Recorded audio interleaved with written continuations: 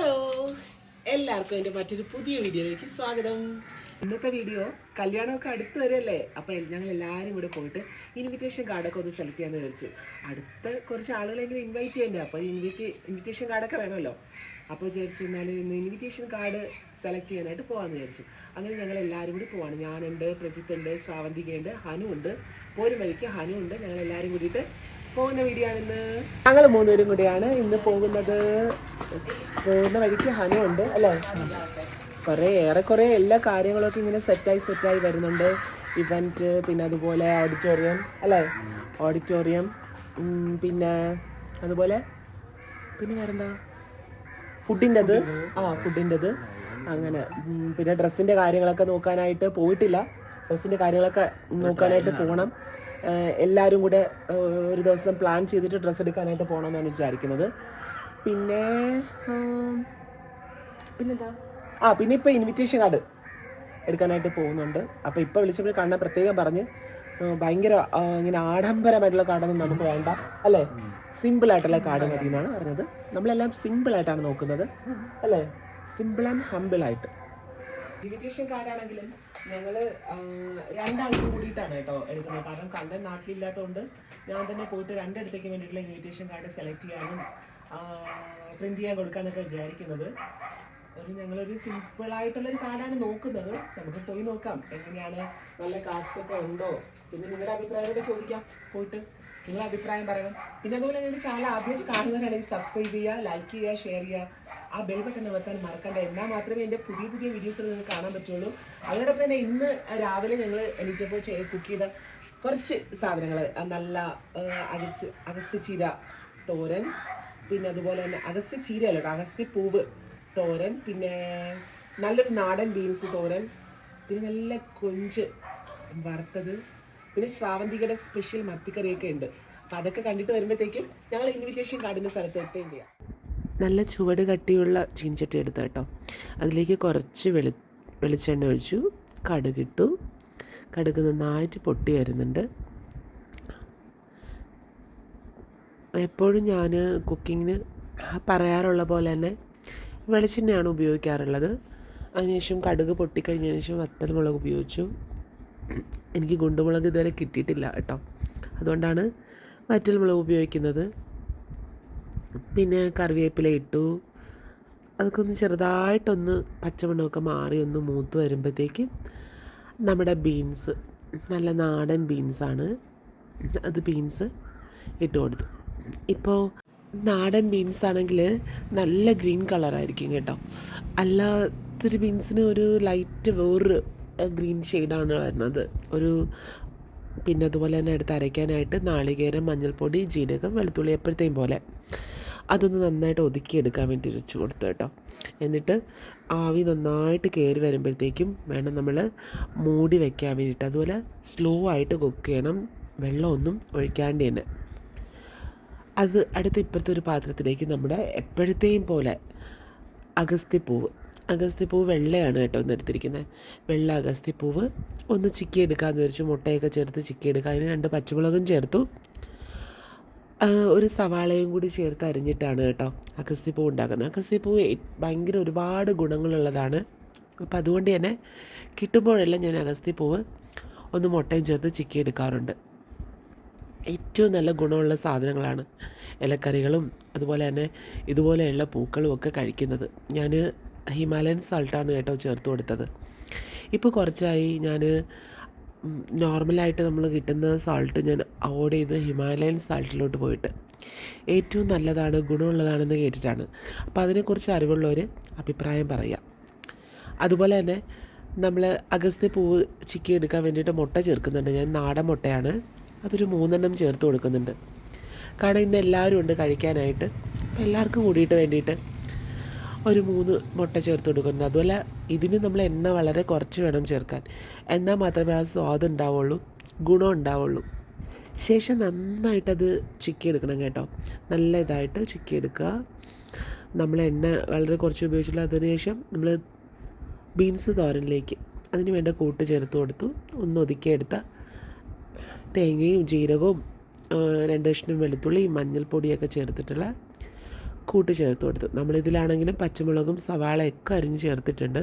അതുകൊണ്ട് പ്രത്യേകം അങ്ങനെ എരിവ് അങ്ങനെ വേണമെന്നില്ല. ഒരു നുള്ളു മുളക് പൊടി വേണമെങ്കിൽ ചേർത്ത് കൊടുക്കാം, സ്വാദ് കൂടെ ഉള്ളൂ. അപ്പോൾ സ്ലോ ആയിട്ട് വേണം തോരനൊക്കെ നല്ലതായിട്ട് കുക്ക് ചെയ്ത് വരാൻ വേണ്ടിയിട്ട്. അതിനോടൊപ്പം തന്നെ ഞാൻ കൊഞ്ച് ചെമ്മീൻ ഇട്ടിട്ടുണ്ട്. അപ്പോൾ അതൊന്ന് വറുത്തെടുക്കുന്നുണ്ട്. അതിന് ഒരു 2 സ്പൂൺ തികച്ചില്ല വെളിച്ചെണ്ണ. ഞാനിപ്പോൾ ഈ പാൻ വാങ്ങിയതിന് ശേഷം ഒരുപാട് ഇങ്ങനെ മീൻ വറക്കാനൊന്നും എണ്ണയുടെ ചിലവ് ഉണ്ടാവാറില്ല. നന്നായിട്ട് മൊരിഞ്ഞ് കിട്ടുകയും ചെയ്യും.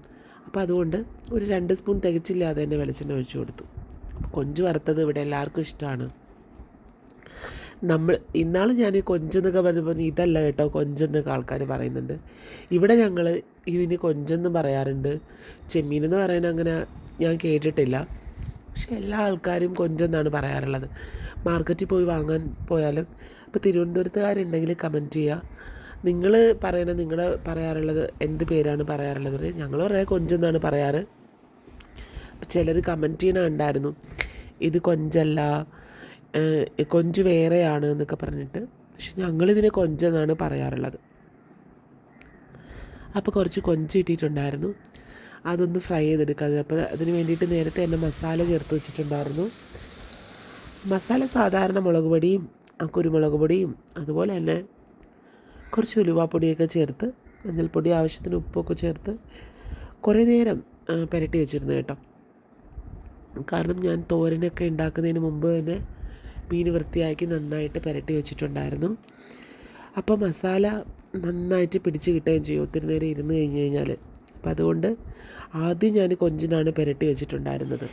ഒരുപാട് എണ്ണയൊന്നും ചേർക്കാതെ ഇതുപോലെ കുറച്ച് മാത്രം എണ്ണ ചേർത്തിട്ട് ഫ്രൈ ചെയ്തെടുക്കുമ്പോൾ ഉള്ള പ്രത്യേകത എന്ന് വെച്ചാൽ നന്നായിട്ട് നമുക്ക് മൊരിഞ്ഞും കിട്ടും.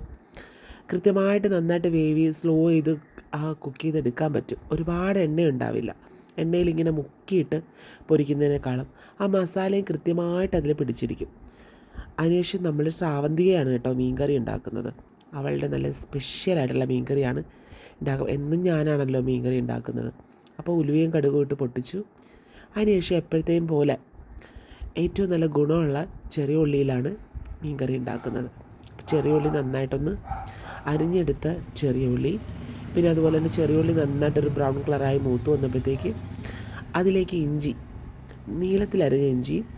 നീളത്തിലരിഞ്ഞ വെളുത്തുള്ളിയാണ് ചേർത്ത് കൊടുക്കുന്നത്. അത് നന്നായിട്ട് പച്ചമുളകും പോകാൻ നന്നായിട്ട് മൂപ്പിച്ചെടുക്കണം.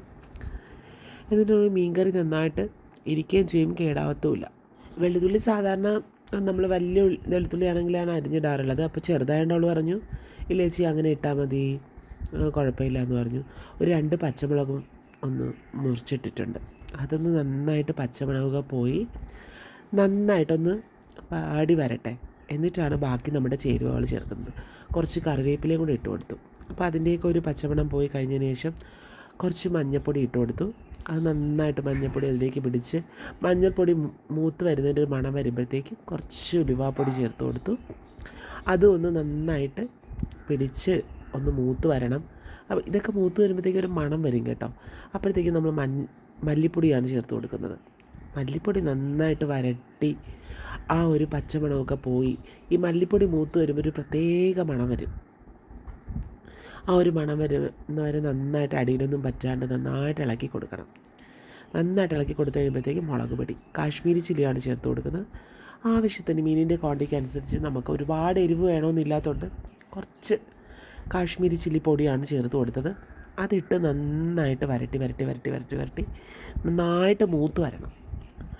അപ്പോഴാണ് ഇതും ചേർത്ത് നന്നായിട്ട് മൂത്ത് വരുമ്പോഴാണ് സ്വാദ് കൂടുന്നത്. അപ്പോൾ നല്ലപോലെ അത് മൂത്ത് വരുന്ന സമയത്ത് നമ്മൾ കുടംപുളി നേരത്തെ തന്നെ എപ്പോഴത്തെയും പോലെ തന്നെ നന്നായിട്ട് ഒന്ന് തിരുമ്മി കഴുകി അത് തിളപ്പിക്കാൻ വേണ്ടി വെച്ചിട്ടുണ്ടായിരുന്നു. അപ്പോൾ അതിങ്ങനെ ഒരറ്റത്ത് അത് തിളയ്ക്കുന്നുണ്ട്. പിന്നെ അതുപോലെ തന്നെ നമ്മൾ സോൾട്ട് ചേർത്ത് കൊടുത്തു. കുടംപുളി വെള്ളവും കുറച്ച് ചേർത്ത് കൊടുത്തു. അത് ചൂടുവെള്ളം, തിളച്ച വെള്ളമാണ് കേട്ടോ, അതും ചേർത്ത് കൊടുത്തു. അപ്പോൾ അത് നന്നായിട്ടൊന്ന് ഇളക്കി നന്നായിട്ടൊന്ന് കുറുകി വരണം ഇനി അത്. അപ്പോൾ അതിന് വേണ്ടിയിട്ട് അടി പറ്റാണ്ട് നന്നായിട്ട് ഇളക്കി കൊടുക്കുകയാണ്. അപ്പോൾ അത് നന്നായിട്ട് കുറുകി വന്നിട്ട് നമ്മൾ ബാക്കിയുള്ള ചേർത്ത് കൊടുക്കുള്ളൂ. അപ്പോൾ അതിങ്ങനെ പെട്ടെന്ന് എടുത്തൊഴിക്കാൻ നല്ല തിക്കായിട്ടൊന്ന് നമ്മൾ ആദ്യം ചേർത്ത് കൊടുത്ത വെള്ളം കുറച്ച് തിക്കായിട്ട് വന്നിട്ടുണ്ട്. അപ്പോൾ ഇനി നമുക്ക് ഇതിലേക്ക് ബാക്കിയുള്ള കുടംപുളിയും ആ വെള്ളവും ചേർത്ത് കൊടുക്കാൻ സമയമായി. അപ്പോൾ അത് നമുക്കിതിലോട്ട് ചേർത്ത് കൊടുക്കാം. എപ്പോഴും ഞാൻ പറയാറുള്ള പോലെ തന്നെ ഈ കുടംപുളി നന്നായിട്ട് തിരുമ്മി കഴുകിയെടുത്ത് തിളപ്പിച്ചെടുക്കുമ്പോഴാണ് ആ കുടംപുളി ഇട്ട കറിക്ക് സ്വാദ് കൂടുന്നത്. ഡയറക്റ്റ് ചിലർ ഞാൻ കണ്ടിട്ടുണ്ട് കഴുകിയെടുത്ത് അങ്ങനെ എടുത്ത് കറിയിലിട്ട് ഉണ്ടാക്കുന്ന കണ്ടിട്ടുണ്ട്. അപ്പോഴാണ് ചിലർക്ക് കുടംപുളിയുടെ ടേസ്റ്റ് ഇഷ്ടപ്പെടാണ്ട് വരുന്നത്.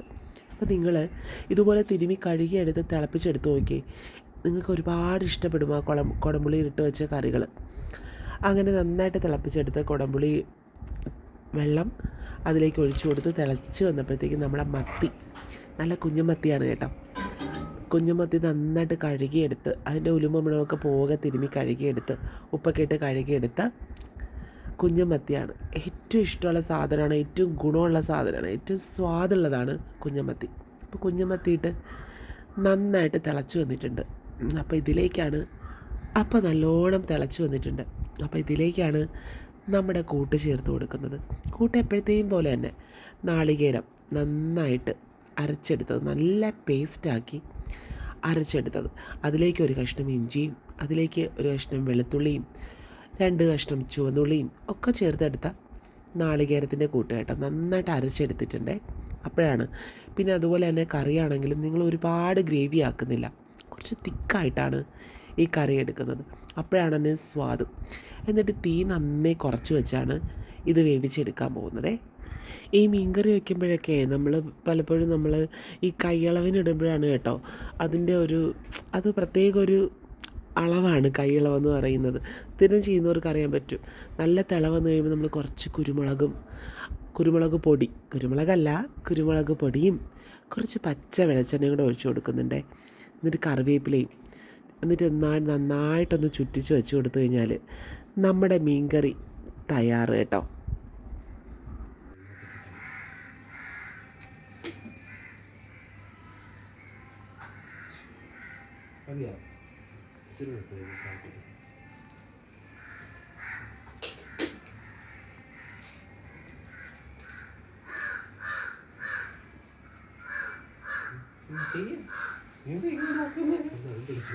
ഞാനത് പോകാതെ പിടിച്ചേക്കുന്നില്ല.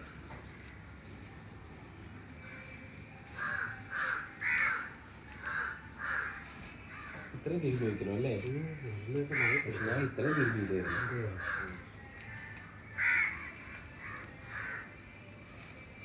കൊടംപുളി തിരുമ്പി വെക്കുന്ന കണ്ടിട്ടുണ്ടോ? ഇങ്ങനെ. അപ്പൊ കൊടംപുളി കേടാവാണ്ട് ഒരുപാട് കാലം ഇരിക്കും. മയപ്പെടുത്തി ഉപ്പും ഇച്ചിരി വെളിച്ചെണ്ണ ഇട്ടിട്ട് ഇങ്ങനെ മയപ്പെടുത്തി ഇങ്ങനെ തിരുമ്മി കച്ചേക്കും. നല്ല മൺകലത്തിലിട്ട് ഒന്ന് ചെറുതായിട്ടൊന്ന് വെള്ളി കൊള്ളിച്ച് കച്ചേക്കും. അപ്പം അങ്ങ് ഇരുന്നോളും. കാക്ക ഇനി വിരുന്ന് വിളിക്കണ്ട, ഇവിടെ വരാനുള്ളവരെല്ലാം വന്നു, വേറെ ആരെയും വിളിച്ചു കൊടുത്തല്ലേ.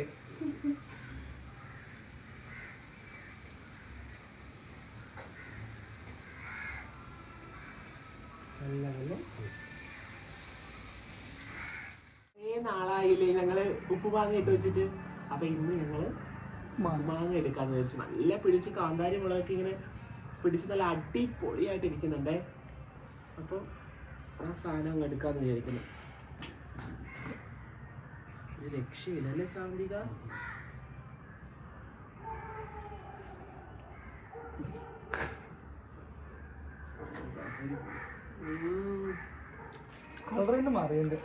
ഒരു രക്ഷയില്ല. സാവന്തിക്ക് കൊടുക്കണോ വേണ്ടത് ആലോചിക്കരുത്.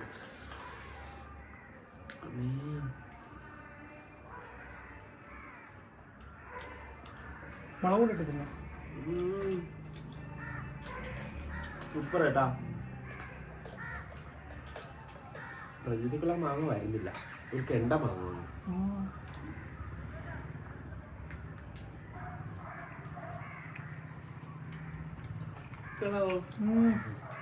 സോഫ്റ്റ് പോലെ കാന്താരി ടേസ്റ്റ് ഉണ്ടോ? പൊട്ടിച്ചിട്ട് സൂപ്പർ.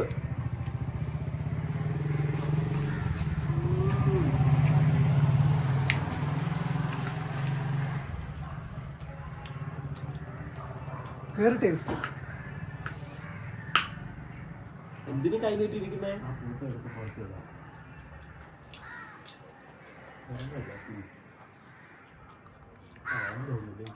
അപ്പം നമ്മുടെ മീൻകറിയൊക്കെ നല്ല വറ്റി നല്ല നോക്കി അടിപൊളിയായിട്ട് സെറ്റായിട്ട് എണ്ണയൊക്കെ തെളിഞ്ഞ് നന്നായിട്ടിരിക്കുന്നുണ്ട്. അപ്പോൾ നമുക്ക് ചോറ് കഴിക്കാം കേട്ടോ. നല്ല കുത്തരിച്ചോറും, കുത്തരിച്ചോറ് ഭയങ്കര ടേസ്റ്റാണ് കേട്ടോ. കുത്തരിച്ചോറും നമ്മുടെ അഗസ്ത്യപ്പൂവ് മുട്ടയും കൂടി ഇട്ട് ചിക്കി എടുത്തതും, നാടൻ ബീൻസ് തോരനും, തോരൻ ഉപ്പേരി എന്നൊക്കെ പറയും. അപ്പോൾ നാടൻ ബീൻസ് തോരനും കൂടെ നമ്മുടെ കൊഞ്ച് വറുത്തത്, ഞങ്ങൾ കൊഞ്ചെന്നേ പറയുള്ളൂ കേട്ടോ, കൊഞ്ച് വറുത്തതും അതിനൊപ്പം ആ മീൻകറിയും കൂടെ. എന്താ ഇന്ന് പൊളിക്കും കേട്ടോ ഉച്ചയ്ക്ക്. ഞങ്ങൾ ഇറങ്ങിയപ്പോൾ ചെറുതായിട്ട് മഴയുണ്ട് അല്ലേ? ചെറുതായിട്ട് മഴ, ചെറിയൊരു ചാറ്റൽ മഴ. ഒരു ചാറ്റൽ മഴ നല്ലതെന്നൊക്കെയാണ് പറയുന്നത്.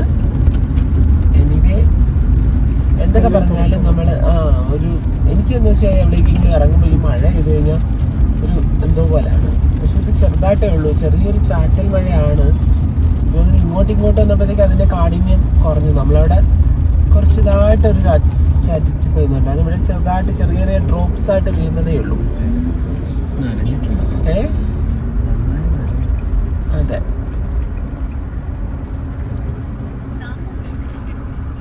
ഇങ്ങനെ ഇൻവിറ്റേഷൻ കാർഡ് അടിക്കുന്നതിനെ പറ്റിയിട്ടൊന്നും എനിക്ക് ഒരു ഗ്രാഹ്യവും ഇല്ല. കാരണം എൻ്റെ വീട്ടിലറിയാമല്ലോ, എൻ്റെ അനിയൻ്റെ ആണെങ്കിലും ഒരു ചെറിയൊരു അമ്പലത്തിൽ വെച്ചിട്ടൊരു താലി കെട്ട് അങ്ങനെയായിരുന്നു. അല്ലാതെ കല്യാണമായിട്ട് ഒന്നും അങ്ങനെ ഇൻവൈറ്റ് ചെയ്ത് അങ്ങനെ എല്ലാവരെയും ഇൻവൈറ്റ് ചെയ്ത് അങ്ങനെ ഒന്നുമുള്ള കല്യാണമൊന്നും നടന്നിട്ടില്ല. അപ്പം അതിൻ്റേതായ എനിക്കൊരു ഒരു അറിയാത്ത ഒരു സാധനമുണ്ട്. എന്തേ പേര് കാശിയുടെ കടയാണോ? ഇറങ്ങി വാ, അവിടുന്ന് കുറച്ച് മുന്നോട്ട് കിടക്കാൻ പറയും. കാശി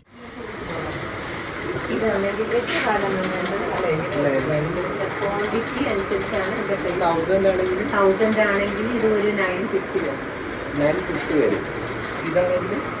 ഇതാണെങ്കിൽ അതിൽ ട്രേസിംഗ് ഷീറ്റിൻ്റെ പുറത്തും പ്രിന്റിങ് വേണ്ടാന്നുണ്ടെങ്കിൽ ഇതൊക്കെ ആണെങ്കിൽ 40 റുപ്പീസൊക്കെ ആവുന്നുണ്ട്. ഇതാണെങ്കിൽ ഇതിനകത്ത് ഫോയിലിങ്ങും ഈ ലെറ്റേഴ്സ് ഉണ്ടാവും. ഈ ഫോയിലിങ്ങും ഇതിൻ്റെ പുറത്ത് ഷീറ്റിൽ ഇത് ഡിസൈനും എല്ലാം വരുന്നത് ഇതൊരു 40 റുപ്പീസാണ്.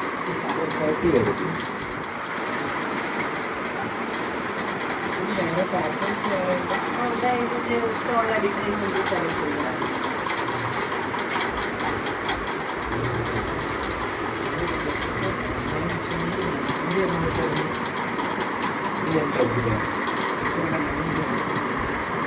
എത്രയാണ് മിനിമം കാർഡ്? എത്രയാണ്? കാണത്തില്ല, ഇങ്ങനെ കാർഡ് മാത്രം സപ്പോർട്ട്.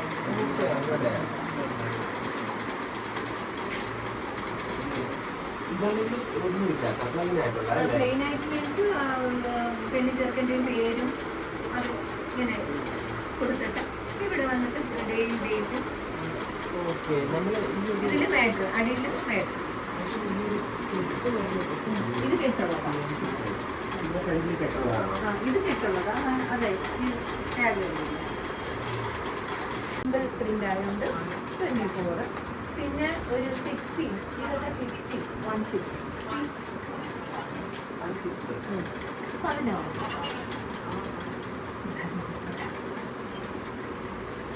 ഇതൊക്കെ ആണെങ്കിൽ 14 രൂപ ആകുള്ളൂ. 14 19 അത്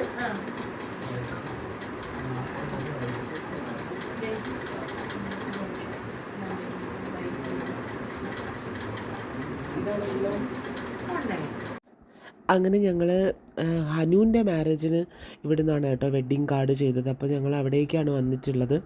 ഇപ്പം ഞാനാണെങ്കിലും ഒരുപാട് ഇങ്ങനെ എക്സ്പെൻസീവ് ആയിട്ടുള്ള ഒരു കാർഡ്, വെഡ്ഡിങ് കാർഡ് അങ്ങനെ നോക്കുന്നില്ല. വെഡ്ഡിങ് കാർഡെന്ന് പറയുമ്പോൾ നമുക്ക് എല്ലാ കാര്യങ്ങളും എല്ലാവരും അറിയണം. പക്ഷേ നല്ലൊരു കാർഡായിരിക്കണം, നല്ല വൃത്തിയുള്ള നല്ല ക്യൂട്ടായിട്ടുള്ളൊരു കാർഡായിരിക്കണം. എല്ലാവർക്കും ഇൻവൈറ്റ് ചെയ്യുമ്പം ഒരു മോശമല്ലാത്തൊരു കാർഡായിരിക്കണം. അതിന് വേണ്ടിയിട്ട് ഒരുപാട് കാശ് ഇൻവെസ്റ്റ് ചെയ്തിട്ടുള്ള അങ്ങനെ ഒരു കാർഡ് അല്ല ഞാൻ നോക്കുന്നുണ്ടായിരുന്നത്. പക്ഷേ ഞങ്ങൾക്ക് എല്ലാവർക്കും ഇഷ്ടപ്പെടുന്നൊരു കാർഡും ആയിരിക്കണം എന്നുണ്ട്. അപ്പോൾ ഇനിയിപ്പോൾ ഞങ്ങൾ ഒരു ഏകദേശം ഒരു 6-7 കാർഡുകൾ ഞങ്ങൾക്ക് ഇഷ്ടമായിട്ടുണ്ട്. അങ്ങനെ സെലക്ട് ചെയ്ത് ഞങ്ങളിങ്ങനെ മാറ്റി മാറ്റി വെച്ചിട്ടുണ്ടായിരുന്നു. ഇനി കണ്ണനോട് അഭിപ്രായം ചോദിക്കണം. കണ്ണനും കൂടിയാണ് അഭിപ്രായം പറഞ്ഞിട്ട് നമുക്ക് ആ കാർഡ് ഫിക്സ് ചെയ്യേണ്ടത്. ഇതുണ്ട് കണ്ടോ,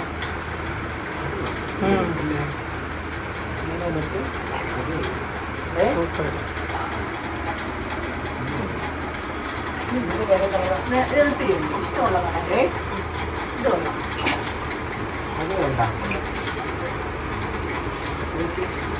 ഇത് അതിനകത്തേക്ക് കവറാണിത്. കവറിനകത്ത് നമ്മുടെ കവറും കാർഡും കൂടി ഇങ്ങനെ പിടിപ്പിച്ചാൽ അതിങ്ങനെ ഓപ്പൺ ചെയ്ത് കാണിക്കുമ്പോഴേ മനസ്സിലാവും. കവറും ഇതും കൂടിയിട്ട് ഉണ്ടാവും. ഇത് ഓപ്പൺ ചെയ്തേക്കുന്നതാണ്. തിരിച്ച് നമുക്ക് ഇങ്ങനെ വയ്ക്കാം. അതുകൊണ്ട് നോക്കി ഇങ്ങനെ വയ്ക്കാം. ഇതിലെ പേര് വരും ലാവൻഡർ. എനിക്കിതാണ് ഇഷ്ടമായ ലാവൻഡർ.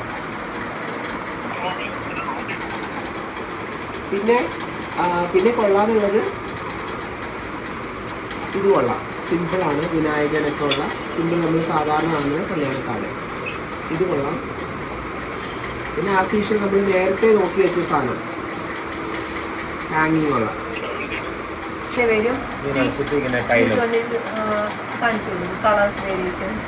ഗ്രീൻ ഉണ്ട്, ബ്ലൂ ഉണ്ട്, ബ്രൗൺ ഉണ്ട്. ഇവിടെ നമുക്ക് ഫോട്ടോ വയ്ക്കാം. അപ്പുറത്ത്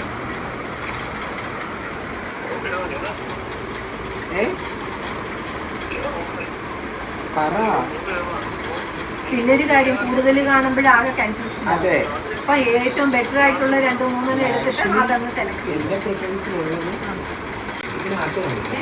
ഇത് ഒരു കാർഡിന് 95 റുപ്പീസ് വരും, പ്ലസ് അതിന്റെ മേക്കിംഗ് ചാർജ് വരും. അപ്പൊ അതെല്ലാം കൂടെ ഒരു 170 റുപ്പീസ് വരും. 170, 200 സംതിങ് അങ്ങനെ വരും.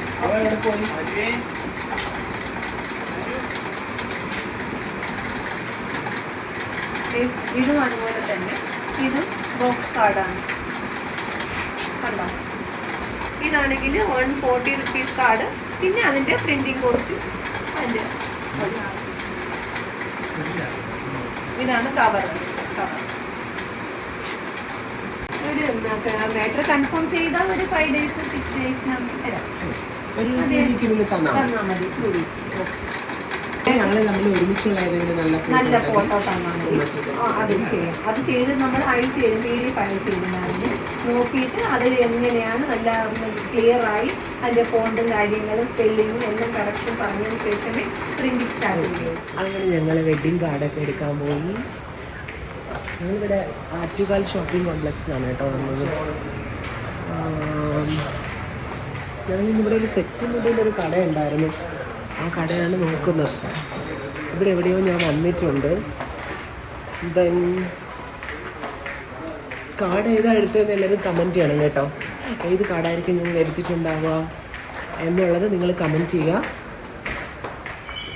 ക്ലോസ് ചെയ്തത്.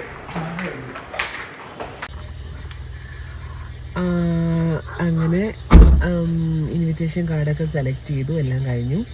ഒരു നല്ല നീണ്ട ട്രാവലിങ്. അതിൻ്റെ ഇടയിൽ വീഡിയോ ഒന്നും എടുക്കാൻ പറ്റിയില്ല. നമ്മൾ ശ്രാവന്തികയുടെ വീട്ടിലേക്ക് എത്തി. നാളെ ഞങ്ങൾ കൊച്ചിയിലേക്ക് പോകാൻ വേണ്ടിയിട്ടാണ് പോകുന്നത്. അപ്പം ഇവിടെ ശ്രാവന്തികയുടെ വീട്ടിലേക്ക് എത്തി. ഇനിയിപ്പോൾ ഈ വീഡിയോസിൽ ഇനി വേറെ ഒന്നും ആഡ് ചെയ്യാനില്ല ഗൈസ്. അപ്പോൾ നമുക്ക് പുതിയൊരു വീഡിയോയിൽ കാണുന്നവരെ നമുക്ക് ബൈ ബൈ. ഭയങ്കര ടയർഡായി. നല്ല ബ്ലോക്കും കാര്യങ്ങളും ഒക്കെ ഉണ്ടായിരുന്നു. ഭയങ്കര ബ്ലോക്കായിരുന്നു. അപ്പോൾ ഇങ്ങനെ ക്ലച്ച് ചവിട്ടി ബാലൻസ് ചെയ്ത് ഭയങ്കരമായിട്ട് ഇതൊന്ന് നല്ല സമയമെടുത്തു. ഇനിയിപ്പം മകരവിളക്കും അങ്ങനെയുള്ള കാര്യങ്ങളൊക്കെ ആയതുകൊണ്ട് ഇങ്ങോട്ട് വരുന്ന വഴിയൊക്കെ ഭയങ്കര റഷാണ്.